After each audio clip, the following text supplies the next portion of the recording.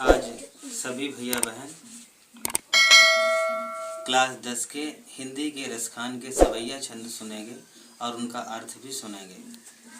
सबसे पहले रसखान जी का पहला छंद है, जिसमें रसखान जी की अनन्य भक्ति भगवान श्री कृष्ण के प्रति दर्शाई गई है।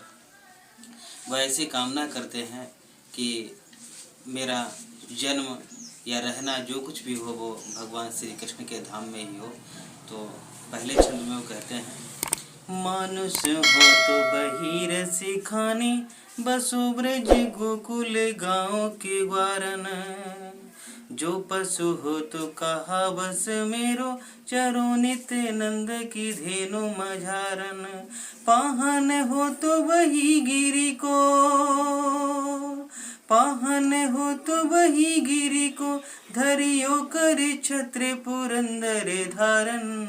जो खग हो तो बसेरो करो मिले, कालिंदी कुल कदम्ब की डारन।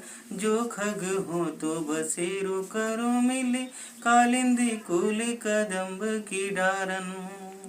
रसखान जी कहते हैं कि यदि मुझे मनुष्य का जन्म मिले, मानुष हो तो बही रसखान बसो ब्रज गोकुल गांव के ग्वारन। मनुष्य का जन्म मिले तो उसी ब्रज गोकुल के गांव में रहने को मिले, और यदि मुझे पशु का जन्म मिले, मैं पशु बनूं, तो उसी जहाँ पर भगवान श्री कृष्ण नंद बाबा की गायों को चराया करते थे वहीं पर मुझे चरने को मिले। और यदि मुझे पत्थर का जन्म मिले, पाहन हो तो बही गिरी को, धरियो कर छत्र पुरंदर धारण। और यदि मुझे पत्थर का जन्म मिले तो उसी गोवर्धन पर्वत का पत्थर बनूं, जिसको भगवान श्री कृष्ण ने छत्र के रूप में अपनी उंगली पर धारण किया था। और यदि मुझे पक्षी का जन्म मिलता है तो मेरी ऐसी कामना है, रसखान जी कहते हैं, कि मैं उसी कदम्ब की वृक्ष की डाल पर बैठूं जहां पर भगवान श्री कृष्ण एक बार बैठे थे। ऐसी अनन्य भक्ति भगवान श्री कृष्ण के प्रति रसखान जी की है।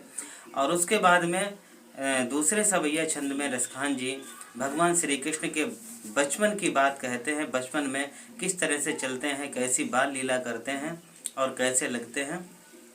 धूरी भरे अति शोभित श्याम जो, तैसी बनी सिर सुंदर चोटी।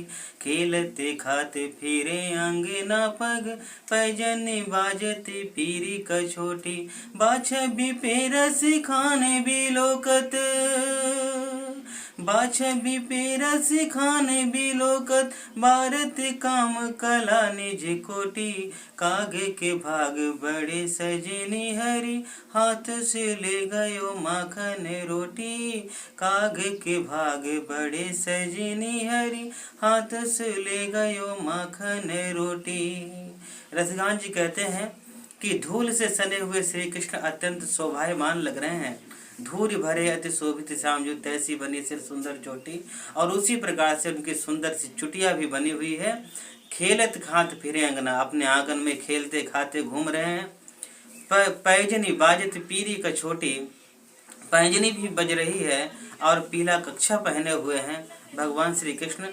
और रसखान जी आगे कहते हैं कि उनकी भारत काम कला निज कोटि, उनका ऐसा सुंदर स्वरूप लग रहा है। उनके स्वरूप को देख करके ऐसा प्रतीत होता कि करोड़ों कामदेव की कलाएं भी फीकी पड़ जाती हैं।